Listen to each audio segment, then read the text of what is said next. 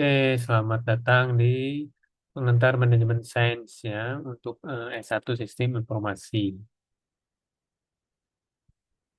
Apa saja sih yang kita harus sadari di sini ya di mata kuliahnya atau dipelajari di sini? Hmm,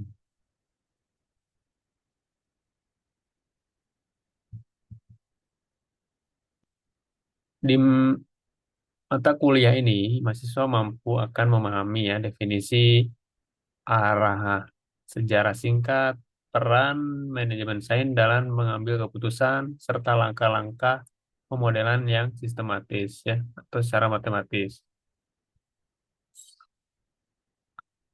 Apa itu manajemen sains?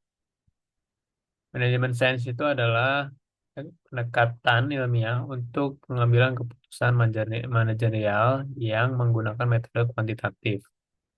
Di dunia industri, bidang ini juga sering disebut sebagai riset operasi. Ya, dulu mata kuliah riset operasi juga ada ya. Hmm.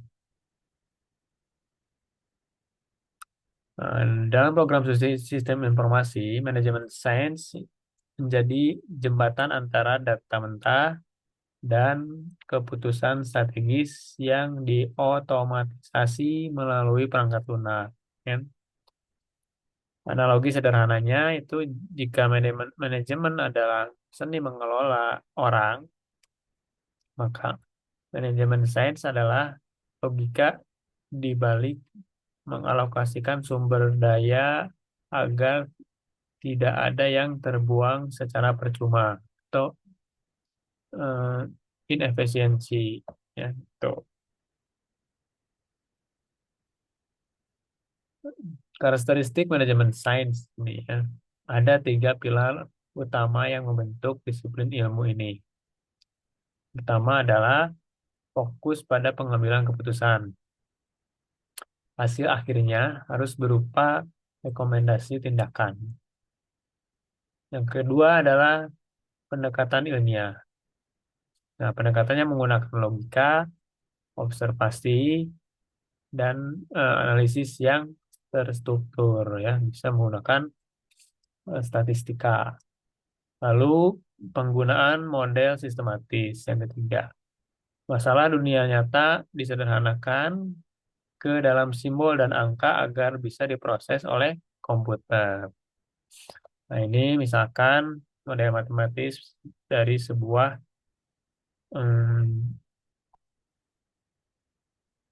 hal-hal ya, permasalahan di dunia nyata. Itu bisa menggunakan variabel, misalkan ya ada variabel em, endogen dan variabel eksogen ya. Kita belajar lalu dimodelkan ke dalam bentuk matematis, ada rumusnya dan diproses oleh komputer ya.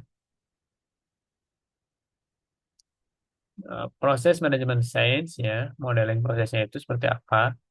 Untuk menyelesaikan masalah bisnis, kita tidak langsung menghitung ya. Ada siklus sistematis yang harus dilalui. Nah, apa saja itu?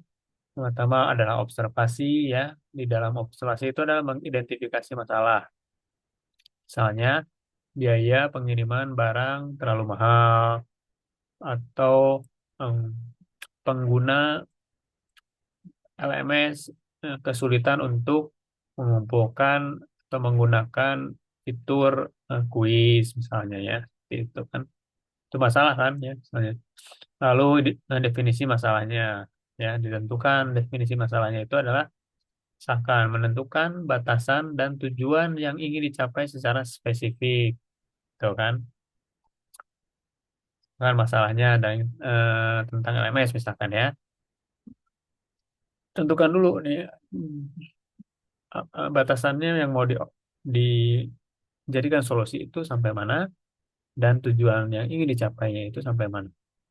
Ya, misalkan dalam penggunaan LMS, misalkan batasannya hanya untuk pengguna di mahasiswa, misalkan ya. Lalu tujuannya itu ingin mencapai penggunaan atau adopsi LMS yang bisa meningkatkan pembelajaran bagi mahasiswa, misalkan ya, itu tujuannya. Lalu konstruksi model dibuat. Ya. Tahapan paling krusial ini adalah konstruksi model ya, yaitu mengubah masalah naratif tadi menjadi model matematisnya, ya kan? Contoh ya menentukan jumlah produk eh, dolar ya kali dolar dan dolar juga ya, untuk memastikan keuntungan dari sebuah tadi ya produk tadi ini misalkan. Ya kalau tadi AMS misalkan eh, menentukan berapa besar tingkat adopsi LMS di sebuah perguruan tinggi oleh mahasiswa kan itu. Lalu solusi modelnya yaitu menggunakan teknik seperti linear programming atau simulasi untuk mendapatkan angka optimal. Nah, nanti kita belajar nih seperti apa solusi modelnya. Nah, lalu yang terakhir adalah implementasi. Lalu menerapkan hasil hitungan ya. Jadi setelah dikalkulasi, dihitung, nah, lalu diterapkan nih hasil tersebut, perhitungan tersebut dalam kebijakan perusahaan atau sistem aplikasi. Ya, itu adalah proses dari sebuah manajemen sains. Lalu komponen model matematisnya seperti apa dalam manajemen sains ini ya. Setiap model dalam manajemen sains biasanya memiliki tiga komponen ya. Ini ya variabel keputusan ya. Kita lihat variabel keputusan ya faktor yang bisa kita kendalikan. Ya. Contoh misalkan ya jumlah barang yang diproduksi. Ya. Lalu yang kedua adalah fungsi tujuan misalkan ya. Lalu apa yang ingin dicapai misalkan ya. Biasanya memaksimalkan keuntungan atau meminimalkan biaya. Misalkan ya. Lalu kendalanya apa misalkan ya. Itu batasan yang ada dituliskan. Contoh modal terbatas, nah, misalkan ya waktu kerja hanya 8 jam atau bahan baku yang terbatas. Misalkan ya. Nah, di ini kalau di LMS, penggunaan LMS misalkan ya, faktor yang bisa dikendalikan. Contohnya apa saja? Hmm, penggunaan akses LMS ya yang dilakukan setiap hari dimanapun dan kapanpun bisa dilakukan. Tujuannya misalkan ya yang ingin dicapai ya misalkan di penggunaan LMS itu adalah memaksimalkan em, pengguna LMS nah, di UM meningkat. Lalu kendalanya tadi misalkan batasan-batasan yang ada. Contoh misalnya ada penggunaan LMS ya, koneksi internet siswa kan ya kadang terganggu untuk mengakses LMS karena provider yang digunakan. Ya. Lalu juga fitur yang terbatas misalkan seperti itu ya. Itu untuk misalkan penggunaan LMS. Nah, peran dalam sistem informasi itu seperti apa ya si manajemen sense ini? Yang pertama adalah membangun logika algoritma ya. Banyak algoritma back-end ya, seperti rute terpendek di Google Maps misalkan ya, berdasarkan prinsip manajemen sains itu ya. Kan tuh. Lalu yang kedua adalah bisnis intelijen ya. Nah, misalkan di SI itu kan kita belajar misalnya ada mata kuliah bisnis intelijen ya. Manajemen sains menyediakan alat analisis untuk memprediksi tren masa depannya. Itu kan itu. Lalu decision support system ya. Dan di SI juga kita bisa membangun misalkan sebuah aplikasi atau model sebuah decision support system ya. Nah, itu di mana peran si manajemen sains itu adalah membangun sistem yang bisa memberikan saran keputusan otomatis kepada manajer. Itu ya, ini adalah Tiga hal yang ada di prodi sistem informasi yang inline ya, atau yang berhubungan dengan mata kuliah manajemen sains.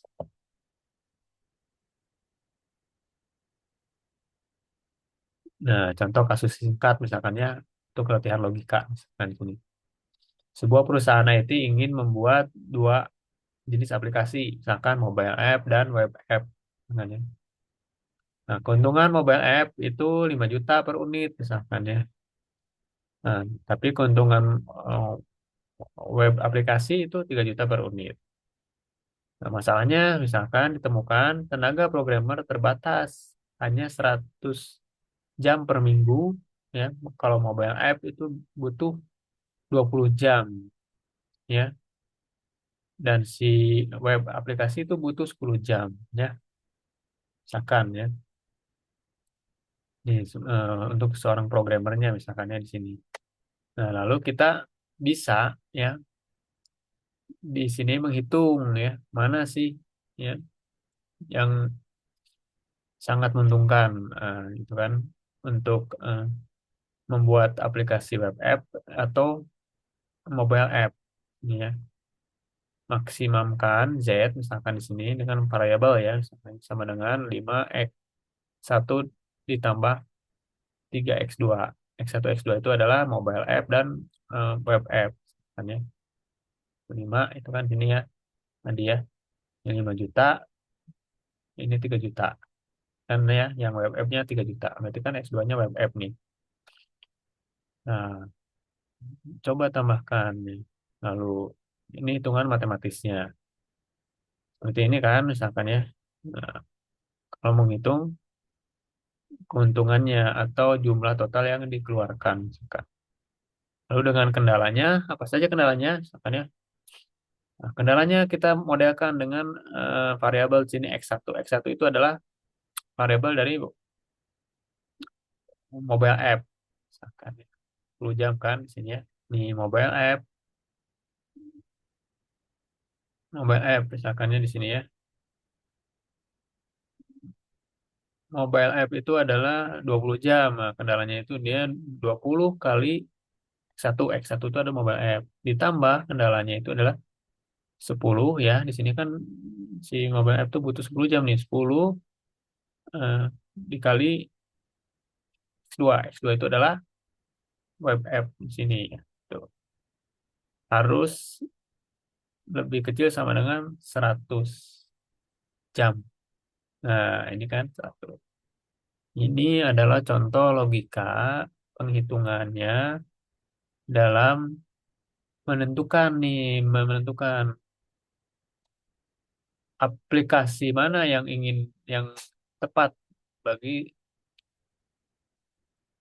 sebuah perusahaan ya untuk dibangun kan seperti itu kan ini kan ingin membuat ya dua aplikasi jenis mobile app ya X1 atau X2 atau membangun pilihannya web aplikasi itu ya.